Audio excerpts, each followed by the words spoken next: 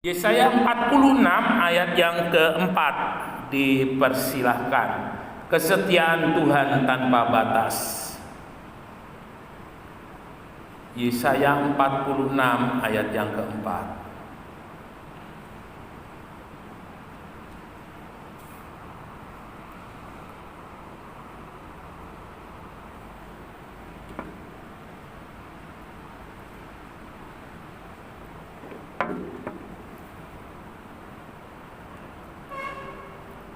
Yesaya 46 ayat yang keempat berbunyi demikian.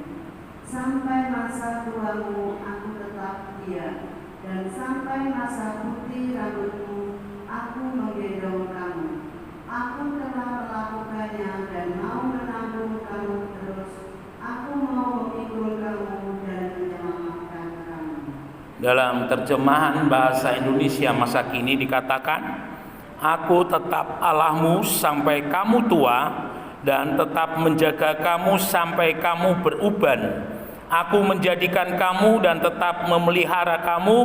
Aku akan menolong dan menyelamatkanmu.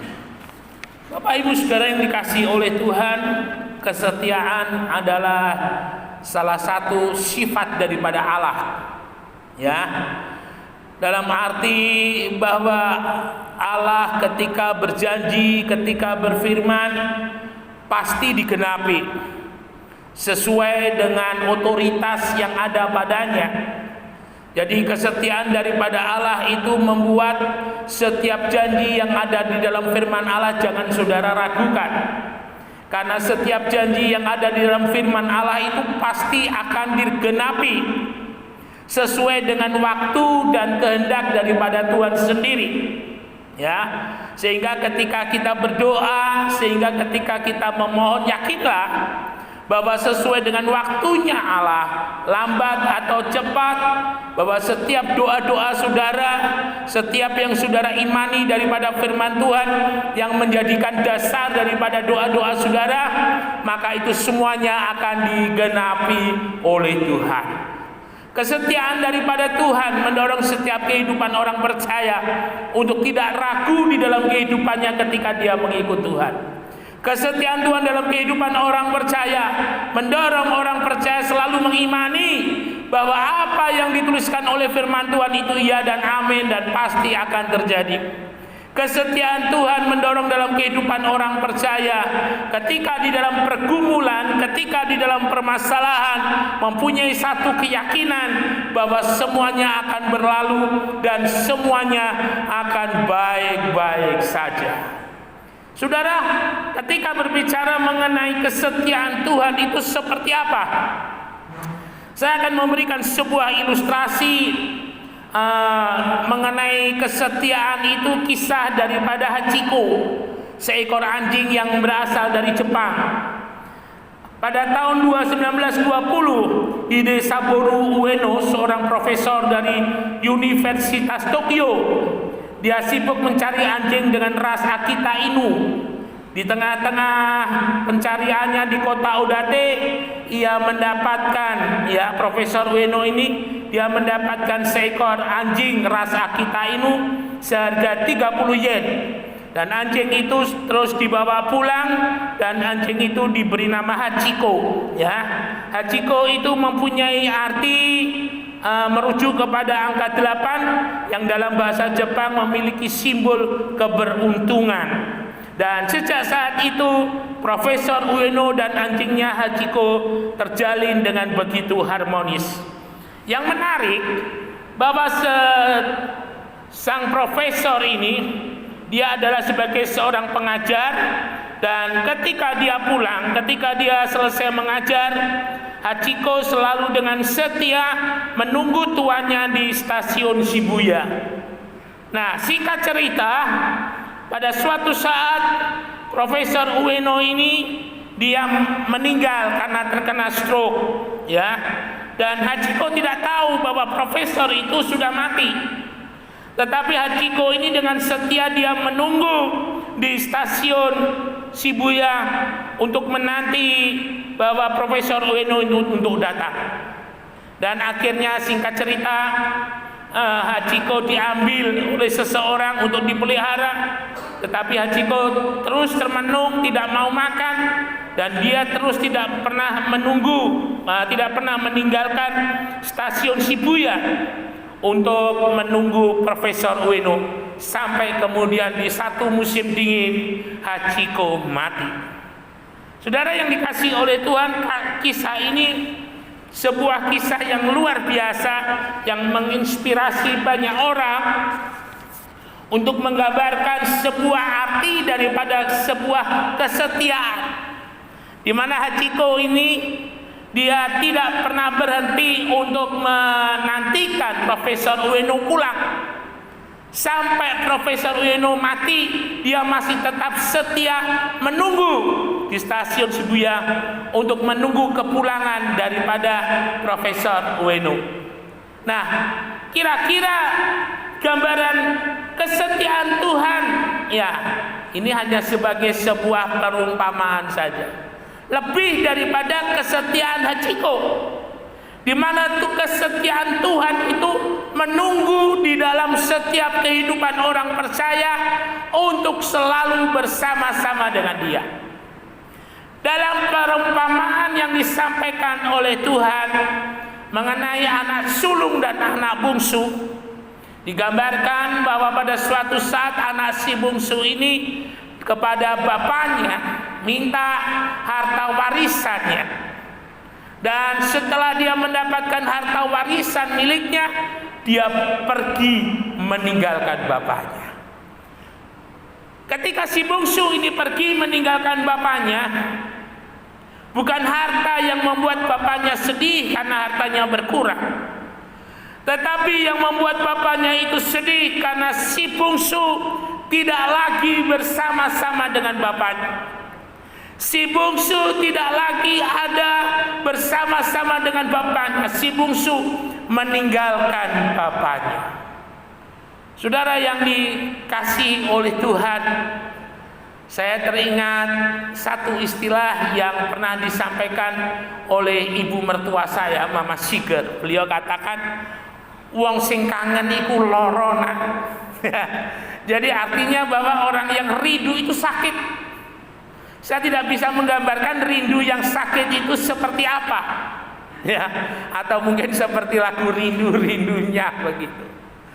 Tapi yang pasti, ketika si bungsu meninggalkan bapaknya, kita bisa tahu di ending akhir daripada ketika si bungsu ini kembali kepada bapaknya, bapaknya menunggu dengan setia.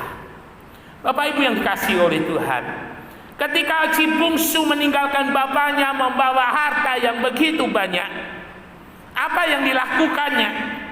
Firman Tuhan katakan si bungsu menghabiskan harta bendanya dari hari ke hari hanya untuk foya-foya dan foya-foya sampai semuanya habis. Ketika hartanya banyak, ada banyak temannya yang datang, tetapi ketika hartanya habis, tidak ada seorang pun yang datang. Karena rupanya musim itu adalah musim yang berat, dan si bungsu ini mencoba untuk bekerja, dan dia diterima di sebuah peternakan babi. Dan ketika si bungsu ini memberi makan babi, dalam hatinya, ya, babi aja dikasih makan, tetapi saya tidak ada yang kasih makan. Kira-kira seperti itu. Kadang di tengah-tengah keterpurukan daripada seseorang, kadang di tengah-tengah kegagalan daripada seseorang, yang salah satu penyebabnya mungkin dia jauh meninggalkan Tuhan, peristiwa itu bisa membawa dia kembali kepada Tuhan. Pengalaman si bungsu sebenarnya sama dengan pengalaman daripada Naomi, ya. Dikisahkan dalam kitab Rut, Naomi berasal dari Bethlehem atau rumah roti, dan ketika terjadi kekeringan di Bethlehem bersama suaminya Elimelech, dia pergi meninggalkan Bethlehem dan menuju ke Moab. Saudara, ketika Naomi pergi meninggalkan Bethlehem, yang membuat hati Tuhan sedih adalah bahwa Naomi sedang meninggalkan satu kehidupan yang beriman, satu kehidupan yang percaya kepada Tuhan. Karena tentunya situasi lingkungan dan kondisi yang ada akan mempengaruhi di dalam kehidupan seseorang. Naomi ketika meninggalkan Bethlehem, dia masih percaya kepada Tuhan, tetapi dia tidak melakukan apa yang menjadi perintah Tuhan. Naomi masih beriman kepada Tuhan, tetapi dia tidak hidup sesuai dengan firman Tuhan. Mengapa? Naomi meninggalkan Bethlehem. Dan yang dituju oleh Naomi ini Moab, satu bangsa yang dibenci oleh Tuhan, satu bangsa yang tidak dikasihi oleh Tuhan. Karena mereka adalah bangsa, ketika bangsa Israel keluar dari Mesir menuju ke tanah perjanjian, adalah bangsa yang salah satu bangsa yang mengganggu perjalanan daripada bangsa Israel. Nah, Bapak Ibu Saudara yang dikasihi oleh Tuhan, ketika di Moab apa yang terjadi? Naomi jauh daripada Tuhan. Naomi meninggalkan Tuhan. Dan ketika dia jauh daripada Tuhan, ketika dia tidak melakukan apa yang menjadi perintah Tuhan, itu sama dengan halnya Naomi meninggalkan Tuhan. Dan apa yang terjadi dalam kehidupannya di Moab, dari hari ke hari, dari minggu ke minggu, dari bulan ke bulan, dari tahun ke tahun, harta bendanya sedikit demi sedikit mulai habis. Suaminya Elimelek sebagai kepala keluarga, ketika melihat kondisi ekonominya yang begitu payah, Elimelek meninggal. Saya yakin Elimelek meninggal karena stres. Elimelek meninggal karena dia merasa tidak mampu, tidak sanggup lagi untuk bekerja memelihara daripada kehidupan keluarganya. Tapi itu belum cukup membuat daripada Naomi untuk kembali ke Bethlehem. Sampai akhirnya anaknya yang pertama juga meninggal. Sampai akhirnya anaknya yang terakhir juga meninggal. Kadang ada orang, sebagian orang Kristen berpikir, ketika dia hidup di dalam dosa, dia merasakan nyaman. Ketika dia hidup dia tidak sesuai dengan firman Tuhan, dia melihat semuanya itu baik-baik saja, semuanya oke-oke saja. Saudara ingat baik-baik, ketika saudara sedang menjauhi satu tempat, saya gambarkan ketika saudara bertemu dengan saya. Ketika saudara menjauhi saya, maka ada satu titik pertama saudara lihat saya besar. Lalu menjauh semakin kecil, dan semakin kecil, maka saudara tidak melihat lagi. Nah, sebenarnya ketika orang meninggalkan Tuhan itu gambarannya seperti itu. Ketika dia sedang jauh daripada Tuhan, dia mulai melihat Tuhan itu semakin kecil, dan semakin kecil. Imannya juga demikian, ketika dia meninggalkan Tuhan semakin kecil, dan semakin kecil. Dan saudara, iman yang tidak kuat, iman yang dibangun dengan hidup yang jauh daripada Tuhan, itu membuat imannya kerdil. Ketika seseorang imannya menjadi kerdil karena dia jauh daripada Tuhan, maka yang namanya Roma 8:28, Allah turut bekerja untuk mendatangkan kebaikan dalam segala hal, tidak terjadi dalam kehidupannya. Naomi alami itu ketika dia berada di Moab. Naomi alami itu ketika dia di Moab. Semuanya habis, harta bendanya habis, suaminya mati, anaknya mati. Dan sampai akhirnya dia berkata kepada para menantunya, "Menantuku yang cantik, ibu mertua udah gak punya apa-apa. Lebih baik kamu sekarang kembali ke keluargamu, kembali ke negerimu. Ibu mau pulang kembali ke Bethlehem." Dan ketika di Bethlehem, Naomi disambut dan dikatakan, "Oh Naomi, puji Tuhan, sudah pulang." Naomi katakan, "Jangan panggil aku Naomi, tetapi panggil aku Mara, karena Tuhan sudah menimpakan yang pahit atas hidup." Menarik. Ketika Naomi kembali ke Bethlehem, apa yang terjadi? Perlahan tapi pasti pemulihan itu diterima. Nah, anak bungsu setelah harta bendanya habis dan dia bekerja di peternakan babi, dan ketika dia bekerja tidak ada yang memberi makan, dengan kata lain, babi lebih diperhatikan, babi lebih dikasihi daripada si bungsu ini. Dia kembali mengingat seperti halnya Naomi. Dia kembali mengingat bagaimana ketika dia hidup di Bethlehem, Tuhan memberkati, Tuhan mencukupi. Demikian juga dengan si bungsu. Dia mulai ingat, di rumah bapakku ada banyak orang dan mereka tidak ada yang kekurangan. Setiap hari mereka boleh makan dengan kenyang, mereka boleh berpakaian dengan pakaian yang baik, dan ketika musim dingin mereka tetap hangat. Lalu si bungsu mulai tersentuh hatinya, "Aku mau kembali kepada Bapa." Tidak peduli ketika aku kembali, Bapa menolak aku, tidak peduli Bapa tidak menerima aku, tidak peduli Bapa menjadikan aku sebagai salah satu pegawainya. Saudara, dalam firman Tuhan dituliskan, dari jauh, ya, dari jauh, dari batas mata yang paling kecil memandang, Bapak ini tahu bahwa itu anaknya. Saya terkesan dengan satu lagu yang mengatakan, "Oh baliklah pada Allah, Dia kenal ya nasibmu, angkat salib dan lihatlah, oh baliklah pada Allah."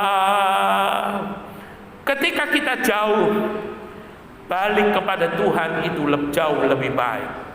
Ketika kita jauh balik kepada Tuhan itu jauh lebih indah daripada kita meninggalkan Tuhan selamanya. Saudaraku yang dikasihi oleh Tuhan, ketika Bapak ini melihat si bungsu dari jauh, Bapak tahu bahwa itu adalah anaknya. Bapak berlari, artinya selama entah berapa lama Bapak ini selalu dengan setia menunggu anaknya, menunggu dari depan rumah, mungkin menunggu dari satu ruangan yang bisa melihat jauh ke depan. Ya, saya ingat ketika tahun 90 di Hulu Mahakam, almarhum Bapak Anton itu mempunyai satu ruangan kerja yang jendelanya itu bisa melihat jauh. Jadi kalau ada orang datang masuk di kampung itu beliau bisa lihat. Nah, Bapak ini tahu, dan rupanya Bapak ini menunggu kedatangan daripada anaknya jauh lebih berharga daripada harta bendanya. Menyambut anaknya yang hilang jauh lebih berharga daripada apapun juga. Dan ketika anak itu kembali, Bapak katakan, "Lepaskan jubah yang dipakai, jubah yang kotor, jubah yang bau dengan babi, jubah yang berlumur dengan kotoran, jubah yang berlumur dengan dosa, lepaskan." Dan Bapak kenakan jubah yang baru, dan Bapak berikan kembali cincin metre sebagai milik daripada Bapak, cincin metre sebagai kuasa, di mana si bungsu ini kembali menikmati apa yang ada pada Bapak. Saudaraku, mungkin secara jasmani kita ibadah, mungkin secara lahir kita masih ibadah, secara lahir kita masih melayani, secara lahir kita masih berdoa, secara lahir kita masih memuji Tuhan. apakah juga secara batin, secara hati kita pun juga mendekat kepada Tuhan? Ada banyak orang Kristen, dia lebih senang memakai topeng kearifannya, memakai topeng kesetiaannya, tetapi itu hanya topeng, tetapi hatinya jauh daripada Tuhan. Saudara, ketika hati saudara jauh daripada Tuhan, sebenarnya kita sama seperti anak bungsu. Kita seperti daripada Naomi ketika dia jauh daripada Tuhan. Mari balik kepada Tuhan.